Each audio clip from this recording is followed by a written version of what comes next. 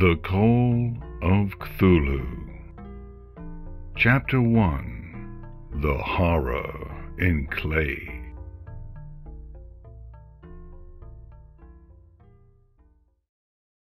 The most merciful thing in the world, I think, is the inability of the human mind to correlate all of its contents.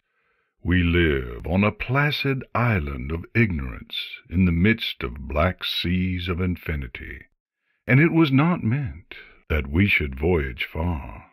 The sciences, each straining in its own direction, have hitherto harmed us little, but some day the piecing together of dissociated knowledge will open up such terrifying vistas of reality and of our own frightful position therein, that we shall either go mad from the revelation or flee from the deadly light into the peace and safety of a new dark age. Theosophists have guessed at the awesome grandeur of the cosmic cycle, wherein our world and human race form transient incidents. They have hinted at strange survivals in terms which would freeze the blood, if not masked by a bland optimism. But it is not from them that there came the single glimpse of forbidden eons which chills me when I think of it, and maddens me when I dream of it.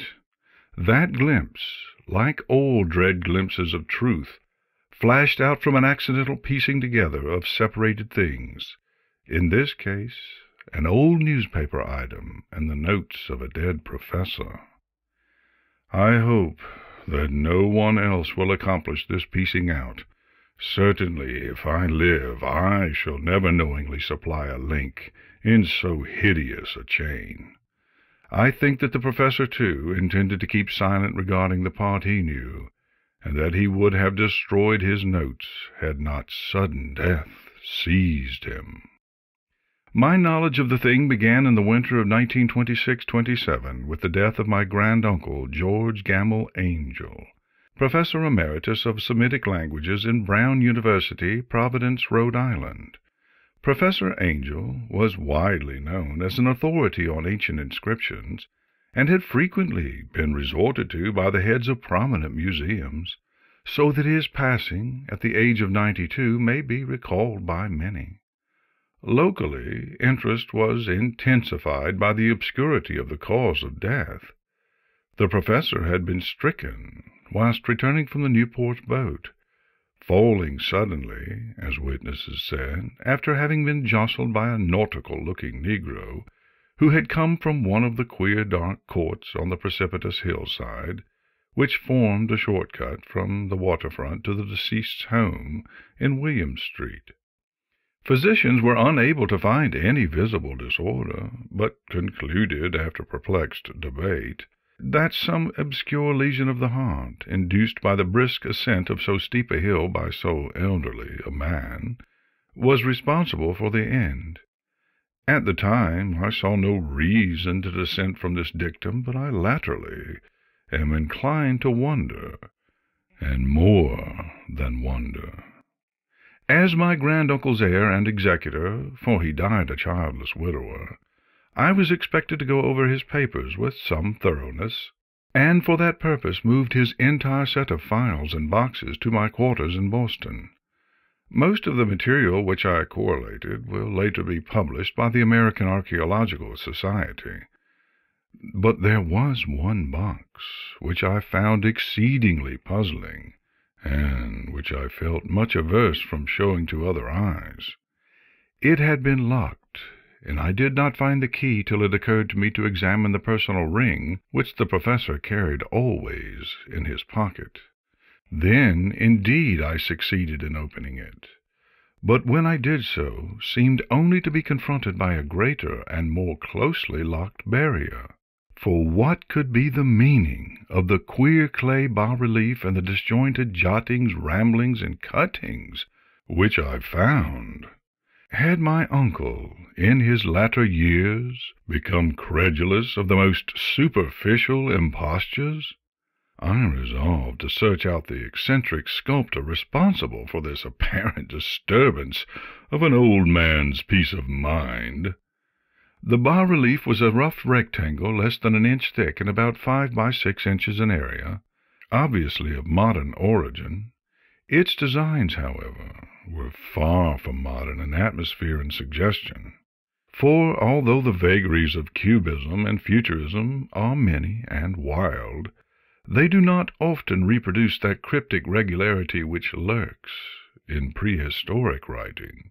And writing of some kind the bulk of these designs seemed certainly to be, though my memory, despite much familiarity with the papers and collections of my uncle, failed in any way to identify the particular species, or even to hint at its remotest affiliations. Above these apparent hieroglyphics was a figure of evidently pictorial intent, though its impressionistic execution forbade a very clear idea of its nature. It seemed to be a sort of monster, or symbol representing a monster, of a form which only a diseased fancy could conceive. If I say that my somewhat extravagant imagination yielded simultaneous pictures of an octopus, a dragon, and a human caricature, I shall not be unfaithful to the spirit of the thing. A pulpy, tentacled head surmounted a grotesque and scaly body, with rudimentary wings, but it was the general outline of the whole which made it most shockingly frightful. Behind the figure was a vague suggestion of a cyclopean architectural background. The writing accompanying this oddity was, aside from a stack of press cuttings, in Professor Angel's most recent hand, and made no pretense to literary style. What seemed to be the main document was headed Cthulhu Cult, in characters painstakingly printed to avoid the erroneous reading of a word so unheard of. The manuscript was divided into 2 sections, the first of which was headed 1925, Dream and Dream Work of H.A. Wilcox, 7 Thomas Street, Providence, Rhode Island, and the second, Narrative of Inspector John R. LaGrasse, 121 Bienville Street, New Orleans, Louisiana, at 1908 AAS meeting. Notes on same and Professor Webb's account. The other manuscript papers were all brief notes, some of them accounts of the queer dreams of different persons, some of them citations from theosophical books and magazines, notably W. Scott Eliot's Atlantis and the Lost Lemuria, and the rest comments on long-surviving secret societies and hidden cults, with references to passages in such mythological and anthropological source books as Fraser's Golden Bough and Ms. Murray's Witch Cult in Western Europe.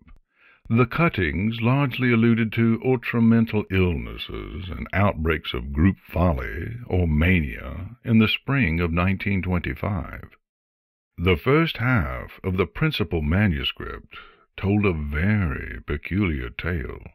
It appears that on March 1st, 1925, a thin, dark young man of neurotic and excited aspect had called upon Professor Angel bearing the singular clay bas-relief, which was then exceedingly damp and fresh.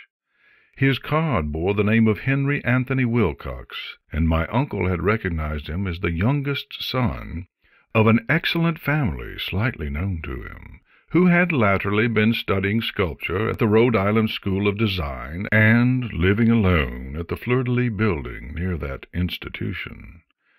Wilcox was a precocious youth of known genius but great eccentricity, and had from childhood excited attention through the strange stories and odd dreams he was in the habit of relating.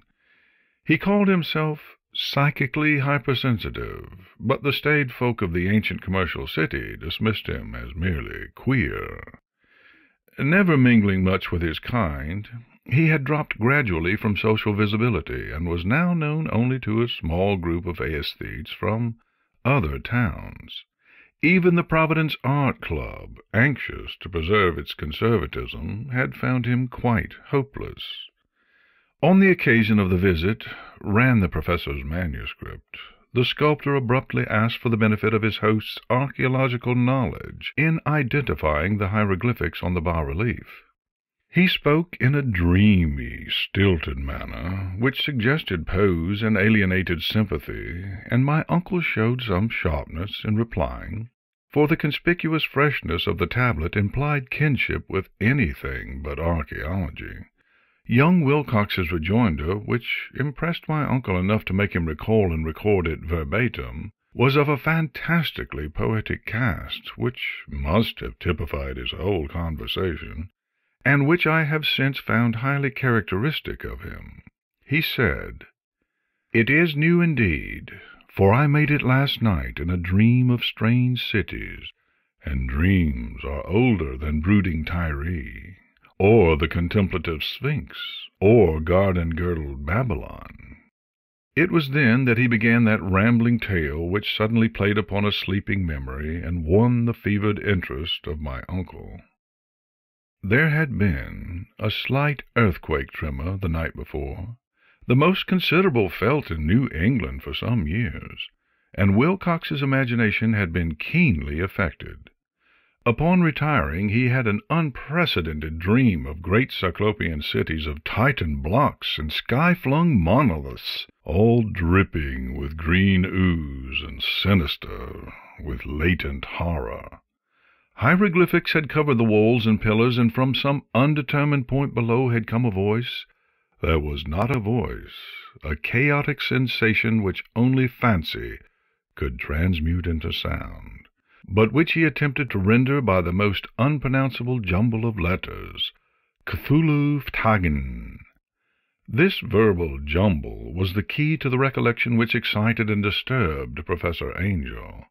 He questioned the sculptor with scientific minuteness, and studied with almost frantic intensity the bas-relief on which the youth had found himself working, chilled and clad only in his night-clothes, when waking had stolen bewilderingly over him.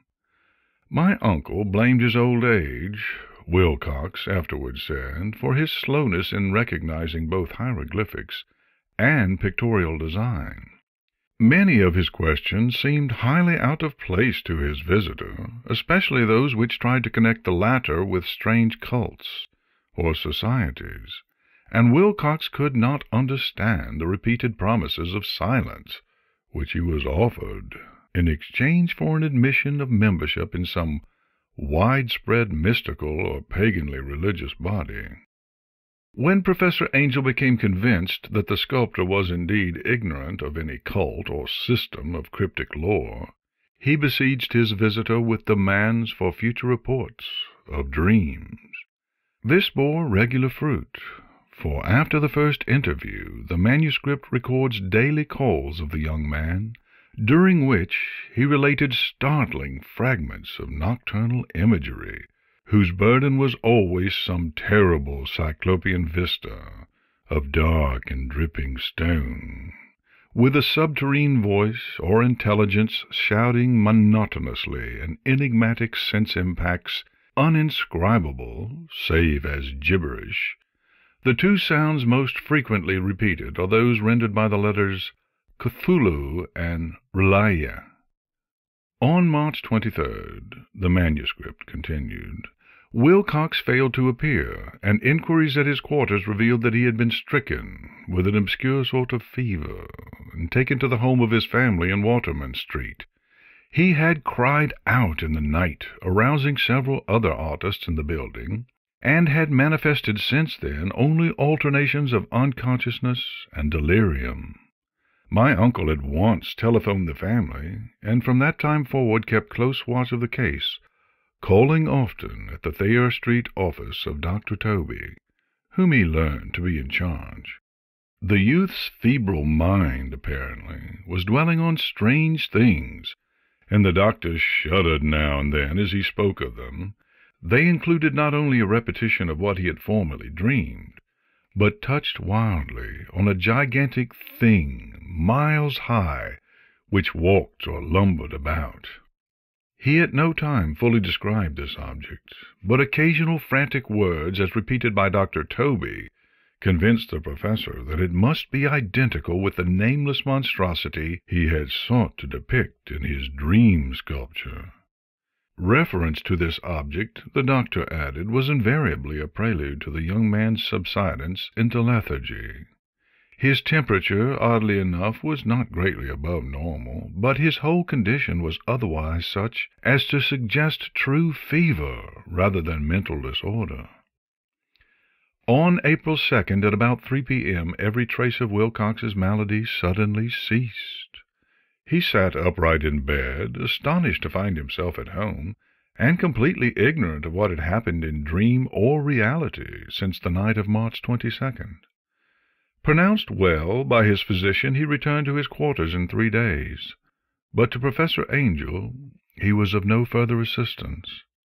All traces of strange dreaming had vanished with his recovery, and my uncle kept no record of his night thoughts after a week of pointless and irrelevant accounts of thoroughly usual visions. Here the first part of the manuscript ended, but references to certain of the scattered notes gave me much material for thought. So much, in fact, that only the ingrained skepticism then forming my philosophy can account for my continued distrust of the artist. The notes in question were those descriptive of the dreams of various persons, covering the same period as that in which young Wilcox had had his strange visitations. My uncle, it seems, had quickly instituted a prodigiously far-flung body of inquiries amongst nearly all of the friends whom he could question without impertinence, asking for nightly reports of their dreams, and the dates of any notable visions for some time past. The reception of his request seems to have been varied, but he must, at the very least, have received more responses than an ordinary man could have handled without a secretary. This original correspondence was not preserved, but his notes formed a thorough and really significant digest. Average people in society and business, New England's traditional salt of the earth, gave an almost completely negative result, though scattered cases of uneasy but formless nocturnal impressions appear here and there, always between March 23rd and April 2nd, the period of young Wilcox's delirium. Scientific men were little more affected, though 4 cases of vague description suggest fugitive glimpses of strange landscapes, and in one case there is mentioned a dread of something abnormal. It was from the artists and poets that the pertinent answers came, and I know that panic would have broken loose had they been able to compare notes. As it was, lacking their original letters, I half suspected the compiler of having asked leading questions, or of having edited the correspondence in corroboration of what he had latently resolved to see. That is why I continue to feel that Wilcox, somehow cognizant of the old data which my uncle had possessed, had been imposing on the veteran scientist. These responses from aesthetes told a disturbing tale. From February 28th to April 2nd, a large proportion of them had dreamed very bizarre things, the intensity of the dreams being immeasurably the stronger during the period of the sculptor's delirium.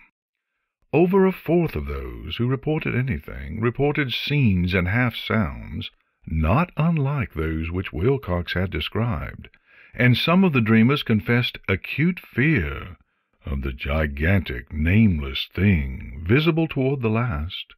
One case, which the note describes with emphasis, was very sad. The subject, a widely known architect with leanings towards theosophy and occultism, went violently insane on the date of young Wilcox's seizure, and expired several months later, after incessant screamings to be saved from some escaped denizen of hell. Had my uncle referred to these cases by name instead of merely by number, I should have attempted some corroboration and personal investigation, but as it was, I succeeded in tracing down only a few. All of these, however, bore out the notes in full. I have often wondered if all the objects of the professor's questioning felt as puzzled as did this fraction. It is well that no explanation shall ever reach them. The press cuttings, as I have intimated, touched on cases of panic, mania, and eccentricity during the given period. Professor Angel must have employed a cutting bureau, for the number of extracts was tremendous, and the sources scattered throughout the globe. Here was a nocturnal suicide in London, where a lone sleeper had leaped from a window after a shocking cry. Here, likewise, a rambling letter to the editor of a paper in South America, where a fanatic deduces a dire future from visions he has seen. A despatch from California describes a theosophist colony as donning white robes en masse for some glorious fulfillment which never arrives, whilst items from India speak guardedly of serious native unrest toward the end of March. Voodoo orgies multiply in Haiti, and African outposts report ominous mutterings. American officers in the Philippines find certain tribes bothersome about this time, and New York policemen are mobbed by hysterical Levanites on the night of March 22nd and 23rd.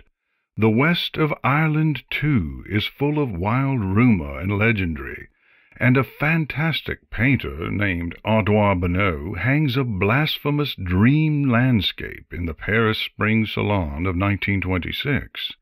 And so numerous are the recorded troubles in insane asylums that only a miracle can have stopped the medical fraternity from noting strange parallelisms and drawing mystified conclusions. A weird bunch of cuttings all told, and I can at this date scarcely envisage the callous rationalism with which I set them aside. But I was then convinced that young Wilcox had known of the older matters mentioned by the professor.